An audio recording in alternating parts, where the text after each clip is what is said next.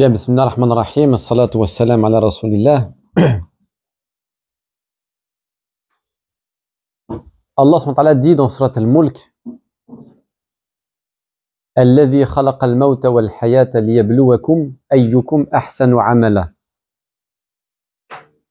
C'est celui qui a créé la mort et la vie pour éprouver quiconque d'entre vous agira dans le bien. Dans ce verset, Allah subhanahu wa ta'ala, petite subtilité, il mentionne la mort avant la vie. Alladhi khalaqa al-mawta wal-hayata liyabluwakum ayyukum ahsanu amala. Il mentionne la mort avant la vie, justement pour que nous apprécions la vie avec la conscience de la mort. Qu'est-ce que ça veut dire? Ça veut dire que mon cheminement spirituel n'aura de stabilité et de profondeur que si je le mène avec la conscience de la précarité existentielle. Je m'explique. Plus je suis conscient du caractère précaire de la vie, plus je serai profond dans mon cheminement spirituel et dans ma relation à Allah Ta'ala. Ce qui nuit à ma profondeur spirituelle, c'est mon attachement à ce bas monde. Et donc Allah nous parle de la mort avant la vie pour que nous apprécions la vie à la lumière de la mort. Sache que tout a une fin. Kullu man alayha fan. Tout est voué à la disparition dans cette vie. Dans Surat Ar-Rahman. Tout est condamné à disparaître. C'est avec cette conscience de la précarité existentielle que tu dois définir ton cheminement spirituel. Liyabluwakum ayyukum ahsanu amala. Pour vous éprouver et voir quiconque d'entre vous agira dans le bien. Et ça rejoint ce qu'a dit le frère tout à l'heure, c'est que l'épreuve, c'est aussi un examen, c'est un test qui permet d'abord, dans un premier temps, de s'auto-évaluer. Savoir, est-ce que j'ai bien compris le sens de cette épreuve? Est-ce que je lui ai donné du sens? Est-ce que j'ai saisi cette épreuve comme une opportunité divine de faire le bien? Parce que chaque épreuve de la vie, sachez-le, chaque épreuve de la vie est l'occasion de dialoguer avec Allah Ta'ala. Chaque épreuve de la vie est l'opportunité d'une rencontre avec Dieu. Chaque fois que tu es éprouvé, c'est Allah qui vient te tendre la main. L'épreuve, c'est Allah qui crée un espace intime de rencontre entre lui et sa créature. C'est toujours un espace. C'est que Dieu, il vient, il se manifeste à toi dans cette épreuve parce que tu es le moment où tu es le plus proche d'Allah Ta'ala, l'opportunité la plus pertinente dans notre rapport à Allah subhanahu wa ta'ala, c'est la fragilité, c'est la faiblesse. C'est vraiment quand on se sent faible et fragile qu'on se rapproche de Dieu. Et donc voilà pourquoi chaque épreuve, c'est l'occasion de renouer avec Allah subhanahu wa ta'ala. C'est un espace de dialogue entre l'homme et son créateur. Donc c'est en cela que l'épreuve est un test, c'est un examen. Voir est-ce que ça révèle en fait ton état spirituel. Parce que parfois tu crois te connaître, tu crois être bien, tu crois être engagé, tu crois être au service de la cause. Mais le jour où il y a une épreuve qui t'arrive, c'est là où tu verras est-ce que tu étais sincère. Est-ce que tu étais à la hauteur de tes prétentions spirituelles ou intellectuelles ou psychologiques. C'est dans l'épreuve. Et c'est pourquoi Allah Ta'ala dit dans le Coran, un verset bien connu, vous pensez que nous allons vous laisser dire La ilaha illallah sans vous éprouver? Dire La ilaha illallah, moi je crois en Allah subhanahu wa ta'ala, je suis le prophète sallallahu alayhi wa sallam et je défends la vérité, la justice et la miséricorde d'Allah ta'ala. Ça c'est un discours qui est bien beau mais qui mérite, qui doit être éprouvé. Et c'est pourquoi Allah parfois nous fait vivre des épreuves pour mesurer l'intensité de notre foi et notre sincérité. Est-ce que j'étais sincère dans cette parole? Et c'est important, j'ai besoin parfois d'avoir un thermomètre. Parce que moi-même, je ne sais pas finalement. Je ne sais pas si vraiment, parfois je suis dans une confusion intérieure. Je ne sais pas si je suis sincère ou pas. Je ne sais pas si je suis doté de cette force spirituelle que je prétends avoir en disant La ilaha illallah Muhammadun Rasulullah. Donc l'épreuve va venir te révéler tes véritables capacités, ton état spirituel, à partir duquel tu pourras te reconstruire. Tu vas savoir que finalement, je pensais être là, mais en réalité, je suis là. Je suis là, donc j'ai encore du chemin à parcourir. Donc ça va t'inviter à reprendre en main ton éducation, à revoir à la baisse tes prétentions. C'est important, hein, revoir à la baisse tes prétentions et retravailler sa relation à Allah subhanahu wa ta'ala. Mais ce qu'il faut savoir, c'est que la spiritualité ne déshumanise pas l'être humain. On peut avoir la foi, on peut croire en Dieu, on peut être engagé, tout ce que vous voulez. Mais traverser des moments de fragilité, de faiblesse, c'est tout à fait normal. Et je vais vous donner des exemples dans la vie du prophète sallallahu alayhi wa sallam. C'est possible d'être éprouvé comme ça par la vie, par les choses de ce bas monde, même si on cherche à s'élancer vers Dieu, on cherche à s'élancer vers la vérité, on cherche à faire le bien de toutes nos forces. Il y a parfois on est rattrapé par nos propres faiblesses, nos propres fragilités, qui constituent en elles-mêmes une épreuve. Et ça touchait même les compagnons du prophète sallallahu alayhi wa sallam. Des compagnons qui ont côtoyé le prophète sallallahu alayhi wa sallam, qui sentaient le parfum de la révélation, qui étaient à côté du prophète sallallahu alayhi wa sallam lorsque Jibril descendait pour lui révéler le verbe d'Allah subhanahu wa ta'ala. Donc, il baignait dans un climat spirituel intense, dans le climat dans lequel ils étaient, c'était un véritable support qui contenait une charge spirituelle profonde qui leur permettait d'avoir une conscience particulièrement éveillée à la vérité. Et malgré cela, ils pouvaient commettre des erreurs graves qui auraient pu mettre en danger ou causer le désastre dans la communauté musulmane. Des erreurs qui auraient pu anéantir tout ce qu'avait construit le prophète sallallahu alayhi wa sallam au sein de la communauté musulmane. Des petits exemples très simples. Vous connaissez le compagnon Hatib. Avant Fath Mecca, quand les Quraysh trahissent le pacte de l'Hudaybiyah, vous connaissez le pacte de l'Hudaybiyah, où le prophète sallallahu alayhi wa sallam va, voilà, donc quand il va établir un pacte avec les Quraysh qui leur permettait d'avoir une trêve de 10 ans. D'accord? Il y a un pacte de paix de 10 ans avec certaines conditions et le prophète qui fait des concessions justement à la surprise générale des musulmans qui voient de l'injustice, qui voient même un signe de faiblesse, qui voient de la compromission. Pourquoi, ya Rasulallah, tu fais autant de concessions Quraysh alors que nous sommes en position de force? Enfin bref, ils avaient un pacte avec les Quraysh. Quelque temps après, les Quraysh vont trahir ce pacte. Pourquoi? Parce qu'ils vont s'allier à une tribu, les Banu Bakr, qui s'en étaient pris à une tribu, les Khuza'a, alliés du prophète sallallahu alayhi wa sallam. Et les Quraysh, en soutenant cette tribu-là, les Banu Bakr, en leur fournissant des armes, etc., trahissent le pacte, l'engagement qu'ils avaient.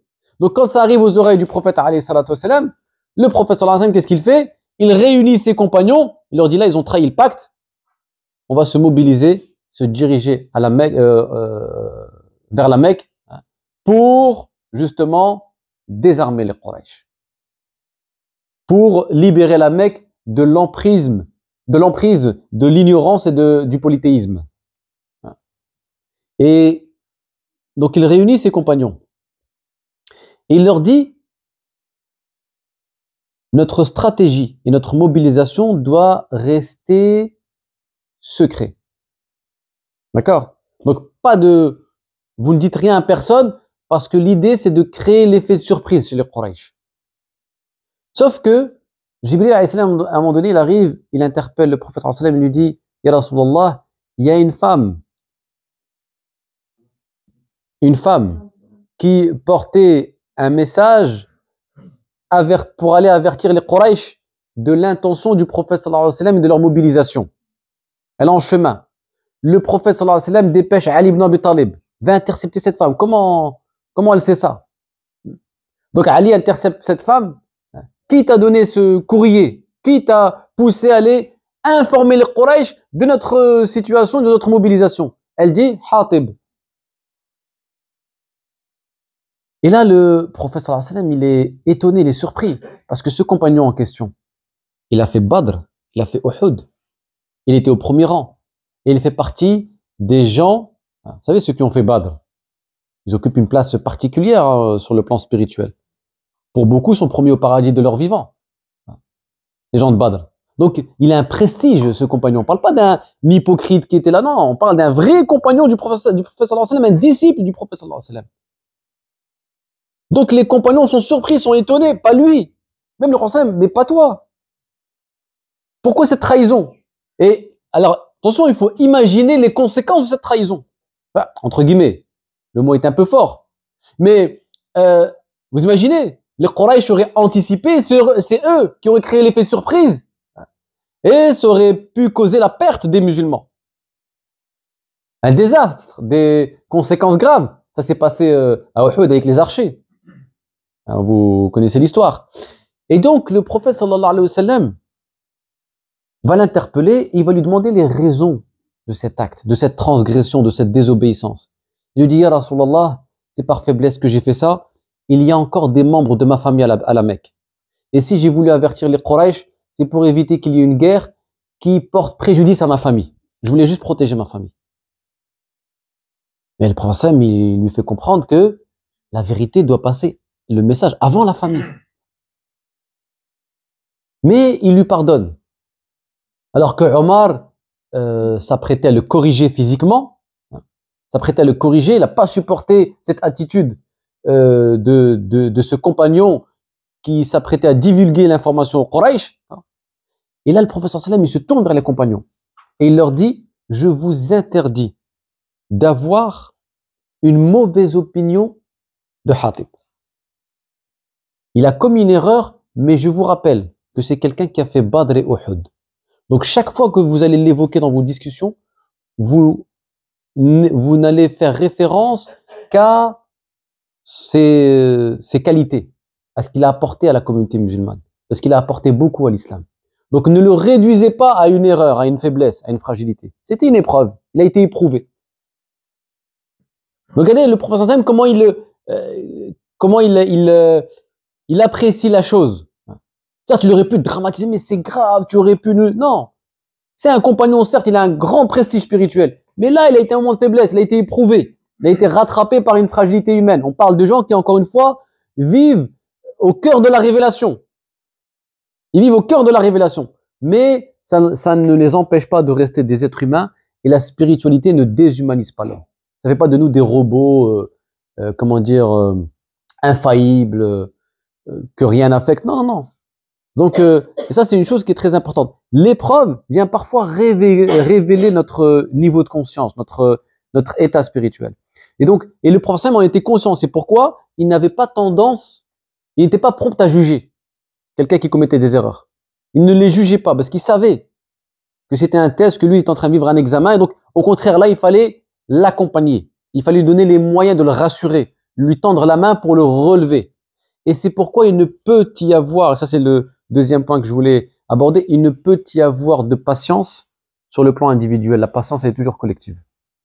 Je ne peux pas patienter seul. La patience, elle est collective.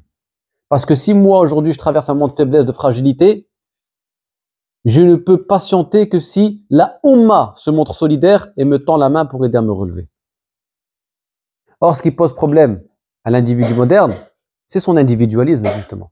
C'est qu'il s'est renfermé sur lui-même dans ses petits intérêts privés. Hein. Plus rien n'existe au-delà de sa sphère privée. Et ce qui fait que quand il vit des épreuves, il se retrouve noyé dans une solitude angoissante. Hein. Et même s'il fait preuve de patience, elle aura des limites, cette patience. La patience, elle est toujours collective. Très important. Le prophète, quand il dit sabr, il s'adresse à la Ummah. C'est vous devez, et pour patienter, vous avez besoin d'être solidaire, vous devez partager une même vision, un même élan. Comme ça, quand il y en a un qui tombe, vous êtes là pour le relever. Pas pour le condamner, pas pour le juger. Non, au contraire, il y a pas de patience en dehors de la Ummah. C'est pas possible. Vous pouvez pas, il y a des gens qui se prennent pour des super-héros, moi j'ai besoin de personne, moi tout seul. Non. Ça c'est de l'orgueil. Personne n'a les capacités de servir ou d'atteindre ses objectifs seul. En islam, il y a de l'interdépendance, l'humilité. Je dois reconnaître qu'à un moment donné, j'ai besoin de l'autre. C'est un signe d'humilité. J'ai besoin de toi, j'ai besoin de la Ummah, je ne peux pas faire seul. Les super-héros, ça n'existe pas en islam. C'est de l'orgueil, c'est de la prétention spirituelle. Il faut savoir à un moment donné reconnaître que là, voilà. Je suis au plus bas, j'ai besoin d'aide. Évidemment, l'aide d'Allah subhanahu wa ta'ala qui va se traduire par le soutien des hommes. Je demande à Allah et Allah va manifester son soutien à travers la main tendue des hommes. Donc c'est pourquoi quand on dit sabr, attention, hein, c'est pas juste être là et supporter, non, non, en s'appuyant sur la Ummah. On peut pas patienter seul, c'est impossible. Donc heureusement que Hatib il avait un prophète, des compagnons qui l'ont encouragé, qui ont rappelé ses qualités, ses mérites, parce qu'il n'aurait pas pu. Il s'en est voulu. Il s'en est voulu, il a culpabilisé, mais heureusement qu'il y a une communauté rassurante qui lui donne les moyens justement de patienter et de faire face à cette épreuve qu'il venait de vivre. Donc dans ce verset de Surat al-Mulk, Allah nous rappelle que ça fait partie, c'est le tampon de la vie, c'est l'épreuve. Liyabluwakum ayyukum ahsanu amala. Dieu a créé la mort et la vie pour ça. C'est juste une épreuve cette vie.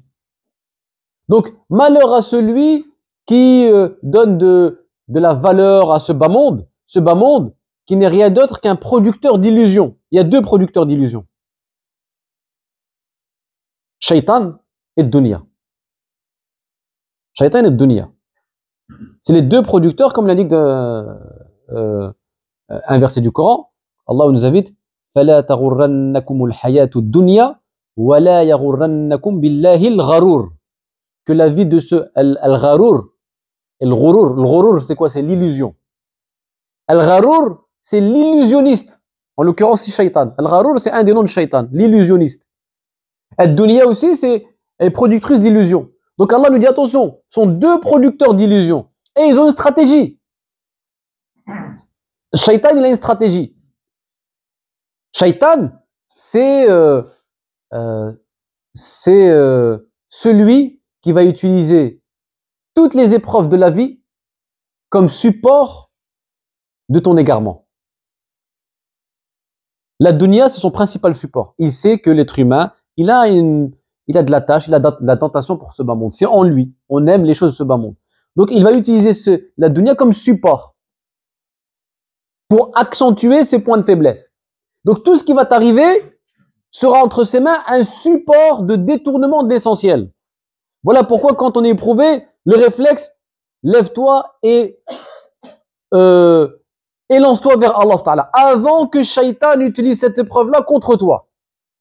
Ça, c'est pourquoi Allah dans la sourate qu'on a évoquée tout à l'heure, lève-toi, libère-toi et lève-toi, c'est-à-dire vite, dès que tu as un moment de libre, ne laisse pas l'opportunité à Shaitan de faire de cette épreuve l'occasion de t'installer dans le ghafla, dans l'oubli, l'insouciance. Donc deux producteurs. Et quelle est la stratégie de Shaitan? Il a une stratégie qui est extrêmement pertinente, efficace plutôt. Ça marche presque 8 fois sur 10. C'est ce qu'on appelle la tazyin, l'embellissement. Zuyyina linnasi hubbu shahawat. Il a été embelli, tazyin, zuyyina. Il a été embelli aux yeux de l'homme les choses de ce bas monde. Donc Shaitan, il a cette capacité d'embellir les choses, d'embellir le mal, de l'envelopper, de faire un bon package, bien présentable pour te vendre, pour te pousser à consommer le mal. Et ça, c'est une stratégie qui est très efficace. D'ailleurs, c'est ce qu'il a fait, c'est une stratégie qui a fonctionné même au paradis, avec Adam, alayhi salam. Comment il a embelli l'arbre. Mais tu vois, c'était juste un arbre. Mais tu vois cet arbre, en fait, c'est l'arbre de l'éternité. Si tu goûtes au fruit de cet arbre, il a embelli, il a fait du marketing. Et bam, Adam alayhi salam, il est tombé sous le piège de cet illusionniste, de l'embellissement de la chose, et ce qui a provoqué sa chute, sa transgression. Subhanallah. Donc ça, c'est une épreuve.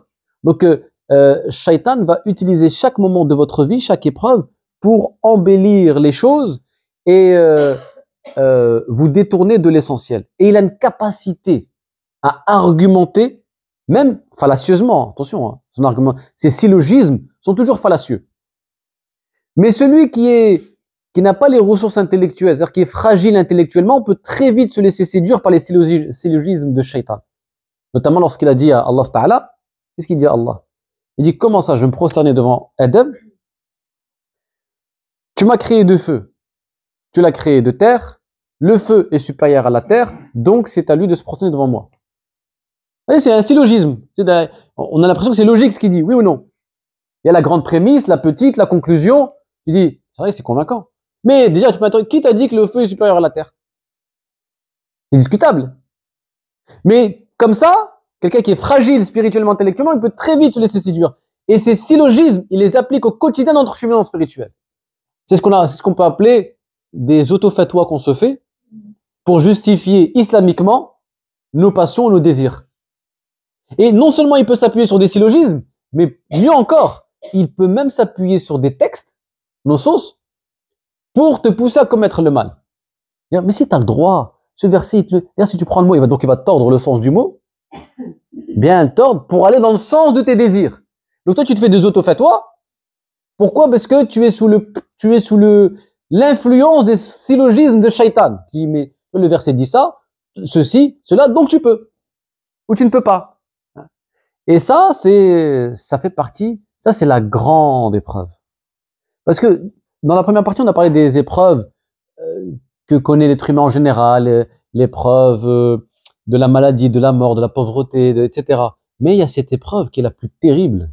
Qui est la plus terrible, c'est l'épreuve de l'illusion. C'est l'épreuve de l'illusion. Et c'est pourquoi Allah a dit liyabluwakum ayyukum ahsanu amala. C'est-à-dire que dans l'épreuve de l'illusion, on verra qui agit dans le bien et qui s'en détourne. Dans l'épreuve, la plus grande épreuve de l'homme, c'est l'illusion. Et c'est d'ailleurs le sens que certains savants donnent au mot as-sihr dans le Coran.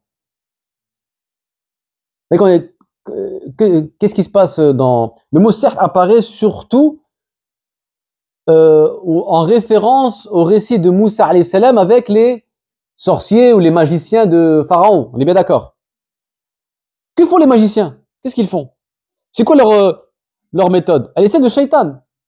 Ils ont aussi des bâtons et par un effet d'optique, ils te font croire que ces bâtons bougent. C'est vrai ou pas? C'est un peu ça. Donc, c'est de l'illusion. Sauf que Moussa alayhi salam, dans ce débat qu'il a avec les magiciens, il est dans un débat, c'était les arguments de l'époque. Eh bien, lui, non, il va apporter un argument qui ne relève pas ni de l'illusion, ni d'un effet d'optique, c'est la réalité. Donc, c'est un bâton qui se transforme véritablement en serpent. Et donc là, qu'est-ce que ça veut dire? Ça veut dire que vous êtes en train de me produire de l'illusion. À cette illusion, je réponds avec le réel, al-haq. Moi, ce que tu vois là, c'est réel. C'est le haq. Donc, ça veut dire face à l'illusion, ma réponse, c'est toujours de me référer, ma réaction, c'est de me référer au réel pour faire face à l'illusion.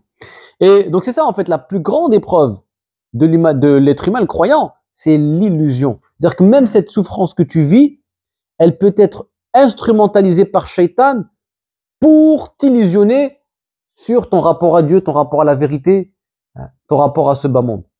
Il va t'illusionner. Et il est très fort pour ça. Et Shaitan, plus vous vous montrez résistant spirituellement, plus il se montre subtil. Il n'a pas les mêmes méthodes. C'est-à-dire, avec quelqu'un qui est loin de la vérité, il ne faut pas grand-chose pour le détourner.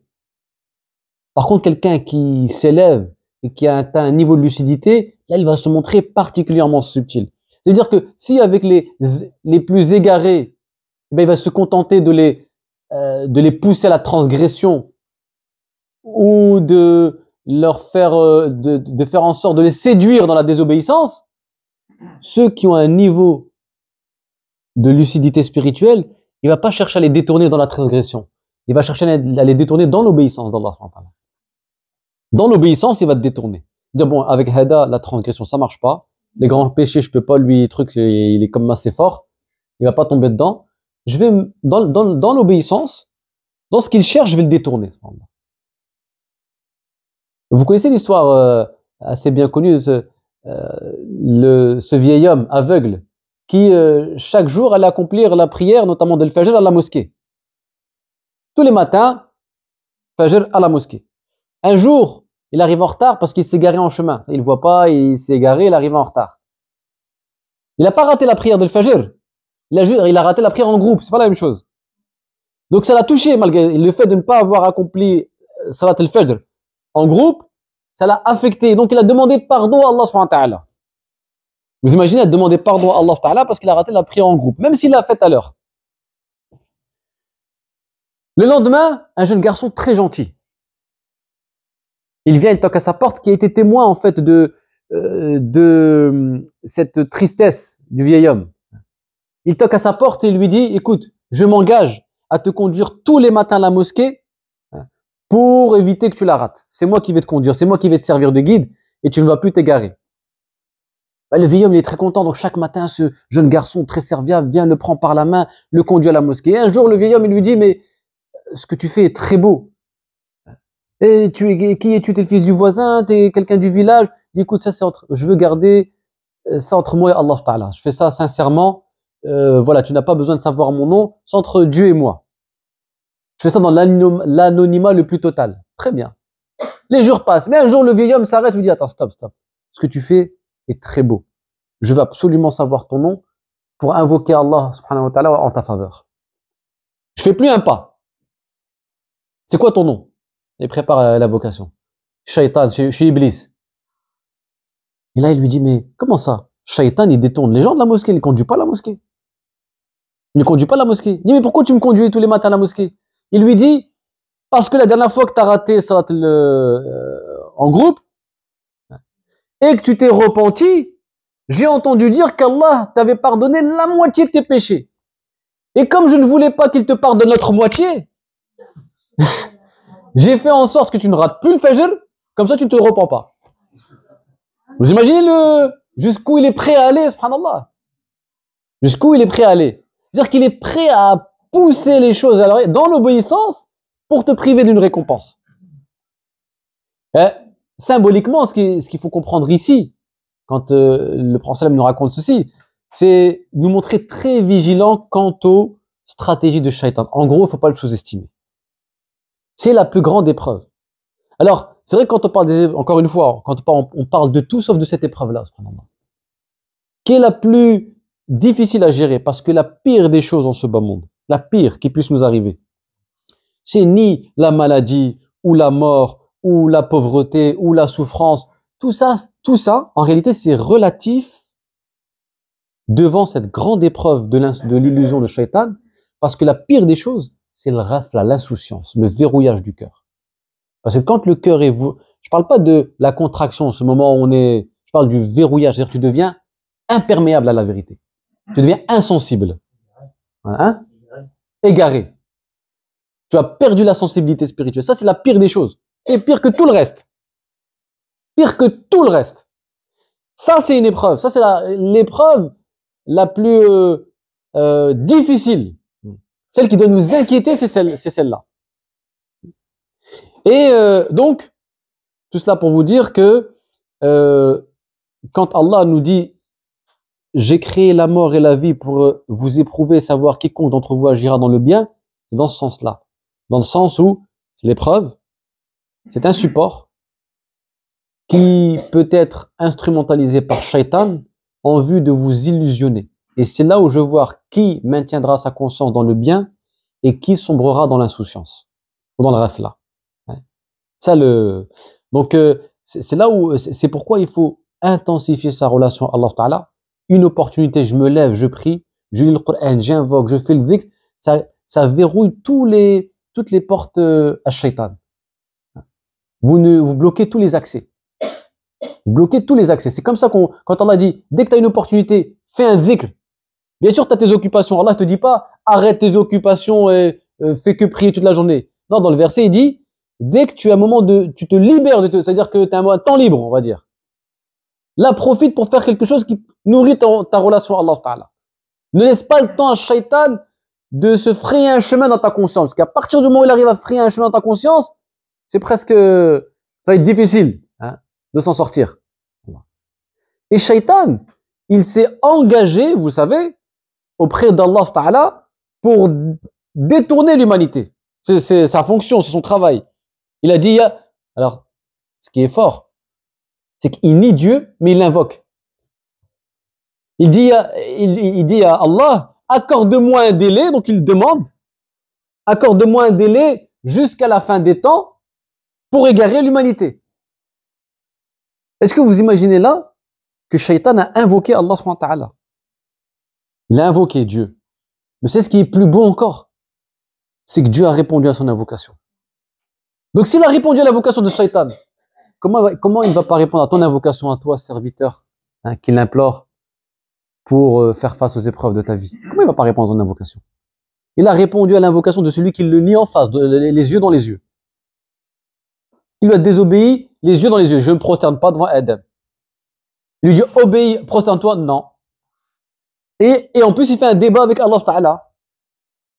Il fait qu'un débat, après il l'invoque, et Allah y répond. Donc c'est pourquoi il ne faut pas désespérer de la miséricorde d'Allah Ta'ala, parce qu'Allah a répondu à son ennemi déclaré. Parce qu'il n'y a rien qui affecte Dieu, on est bien d'accord. Shaitan, avec tout ce qu'il peut faire comme eux, ça limite pas, c'est pas ça qui affecte Dieu. Donc voilà, tout ça pour vous dire. Et Shaitan, voilà, dans son plan, qu'est-ce qu'il dit à Allah Ta'ala? Il dit, je vais le cerner de tous les côtés. À droite, à gauche, devant, derrière. C'est les 4 points cardinaux cités dans le verset, Surat Al-A'raf. Il dit, en fait, je vais le cerner, je ne vais pas lui laisser l'occasion de se souvenir de toi. S'il m'échappe de ce côté, je le rattrape de l'autre. Je ne vais pas lui laisser pas de répit. Mais comme l'ont soulevé certains savants, il n'a pas mentionné 2 points cardinaux, en haut et en bas. Pour quelle raison, à votre avis?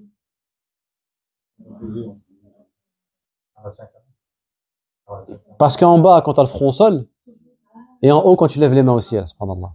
C'est les 2 issues de secours du croyant. Shaitan, il va te cerner de tous les côtés, mais tu as encore 2 issues de secours. La prosternation et l'invocation, subhanallah. Là, c'est pourquoi? Lève-toi, prie. Lui va te cerner, lève-toi, prie. Et ça, c'est... Donc Allah nous dit que la vie est une épreuve, mais en même temps, il nous donne les issues à ces épreuves-là. Il voit les ressources pour les gérer, ces épreuves. Et pour ne pas te laisser dominer, et pour éviter que l'épreuve ait raison de toi, voici les principales ressources spirituelles à mettre en œuvre avec conviction. Tout en employant les causes nécessaires pour chaque épreuve particulière, évidemment, mais sur ça qu'il faut mettre l'accent. Avec conviction, avec la certitude que ça va te créer une issue. Parce qu'Allah le dit dans le Coran, Man yattaqillaha yaj'al lahu makhraja. Celui qui craint Dieu, Allah lui crée une issue. C'est une loi divine. Deuxième, on a vu des lois dans les épreuves de la vie. Il y a des lois, avec la difficulté, la facilité. 2, Allah répond à toutes les invocations. 3, celui qui craint Dieu, il a une issue à son épreuve. C'est des lois qui définissent une épreuve. Et les épreuves n'échappent pas à ces lois, comme la nature n'échappe pas à ces lois physiques. Évidemment, toujours par la volonté d'Allah, mais la nature, elle a ses lois, de la même façon que l'épreuve a ses propres lois. Si tu veux gérer ton épreuve, il faut mettre en pratique ces lois-là. Les lois de l'épreuve sont des lois immuables. Et c'est ce que va enseigner le prophète sallallahu alayhi wa sallam à ses compagnons tout au long de son aventure prophétique. Notamment parce qu'ils étaient, vous savez, même quand ils venaient se plaindre, au prophète sallallahu alayhi wa sallam de leur détresse, de leur mal-être. Le prophète sallallahu alayhi wa sallam, il pouvait soit employer le ton de la fermeté. Un compagnon qui au début de la révélation vient voir le prophète, il lui dit, Ya Rasulallah, quand est-ce que Dieu va nous secourir? Ils sont en train de nous persécuter, nous torturer. Et là, le prophète sallallahu alayhi wa sallam, contrairement à ses habitudes, va employer un ton ferme en disant, des gens avant vous étaient sciés en deux pour leur foi et ils n'ont jamais abandonné leur religion. Et vous, vous êtes là à vous plaindre de votre sort. Ça, il a été ferme. En gros, arrêtez de vous plaindre. Ce que vous vivez, donnez-lui du sens. À partir du moment où vous avez accepté le tawhid, l'unicité d'Allah Ta'ala, vous devez comprendre que ces épreuves-là participent d'un plan divin dans l'organisation de l'univers. Prenez pas l'épreuve pour vous. Considérez cette épreuve comme juste un instrument, encore une fois, de purification de l'univers. C'est global. Le tawhid, c'est une vision, une connaissance unitive et pas fragmentée. Ça, c'est une première des choses. Et pour terminer, juste pour l'anecdote, Fatima, la fille du prophète sallallahu alayhi wa sallam, un jour, elle se plaint auprès de son époux de ses difficultés dans le foyer. Et donc, elle veut solliciter son père, le prophète sallallahu alayhi wa sallam, afin qu'il, eh bien, lui trouve un domestique pour la soulager dans ses tâches ménagères. Donc, elle veut solliciter, voilà, j'ai besoin du soutien de l'État pour me soulager dans mes tâches. Et donc, elle charge Ali, son mari, Ali ibn Abi Talib était le mari de Fatima, d'aller voir le prophète sallallahu alayhi wa sallam pour solliciter cette aide. Et là, le prophète sallallahu alayhi wa sallam dit à Ali, il y a des gens plus pauvres que vous. C'est Ahl al-Sofa. Mais c'est Ahl al-Sofa, c'est ces gens qui vivaient dans des conditions modestes, et le prophète sallallahu alayhi wa sallam avait consacré un endroit de la mosquée à ces gens-là pour les héberger, et donc ils se consacraient essentiellement à l'adoration d'Allah, etc. Il y a des gens plus pauvres que vous. Là, déjà, le prophète sallallahu alayhi wa sallam, face à une épreuve ici, que vit Fatima dans son quotidien, il lui donne une petite astuce qui est psychologiquement très efficace. Regarde ceux qui sont dans des situations plus difficiles que la tienne. Ça, et psychologiquement, c'est très efficace. Toi, tu es là, au lieu de regarder ceux qui sont au-dessus de toi et essayer de désirer ce que tu n'as pas, est-ce qu'ils ont? Regarde ceux qui sont en dessous de toi. Il y a des gens encore plus pauvres que vous. Et regarde où ils sont. Vous avez un foyer. Eux, ils doivent dormir dans la mosquée. Ils n'ont pas de foyer. Donc, ça, c'est... Il dit ça à Ali. Ali revient chez lui, transmet la réponse à son épouse. La réponse, elle peut être frustrante, oui ou non. Moi, je demande l'aide à mon père, lui me dit, regarde, elle sofa. Je suis en train de galérer chez moi. Mais le prophète sallallahu alayhi wa sallam, à la fin de la journée, il va se rendre chez Fatima et Ali. Et il va s'asseoir auprès d'eux et il va leur dire, je vais vous donner mieux que ce que vous m'avez demandé. Qu'est-ce que vous m'avez demandé? Vous m'avez demandé un domestique pour qu'il puisse vous soulager dans vos tâches ménagères. Et moi, j'ai mieux que ça pour vous soulager. C'est quoi, ya Rasulallah? Vous allez dire 33 fois après chaque prière, Subhanallah, Alhamdulillah, Allahu Akbar. Et là, tu te dis, c'est quoi le rapport entre mes tâches ménagères et dire Subhanallah, Alhamdulillah, Allahu Akbar dans mes prières? C'est vrai ou pas? Si quelqu'un se situe sur le plan mental, logiquement, ça n'a aucun sens. Entre guillemets, je dis bien, aucun sens. Moi, je galère à faire le ménage dans la maison. Toi, tu me dis, après chaque prière, dis Subhanallah, Alhamdulillah, Allahu Akbar. Vous savez, quand je vous disais tout à l'heure, le pragmatisme intempestif des musulmans du comment, tu dis, mais invoque, prie, il va dire, oui, mais ok, mais après. Moi, je veux du concret, je veux une solution concrète, je veux que tu me ramènes une solution, voilà, palpable. Toi, tu me dis, invoque Allah, subhanahu wa ta'ala. Mais comment ça va résoudre mon problème? Donc, le prophète nous dit, voilà la solution. C'est ça la meilleure réponse que je peux vous apporter, c'est ça. Donc, si on se situe sur le plan mental, on a l'impression que ça n'a pas de sens. Mais en réalité, ce que dit le prophète est très, très profond. Il est en train de leur dire que vous êtes en train de vivre une épreuve. Et je vais terminer par ça. Et donc, cette épreuve-là vous affaiblit, vous affecte. Ce que vous voulez, vous, c'est être délivré de l'épreuve. On est d'accord? Très bien. Eh bien, vous savez comment vous allez vous délivrer de l'épreuve? Parce que je peux vous apporter un domestique. Ça ne va pas supprimer l'épreuve pour autant.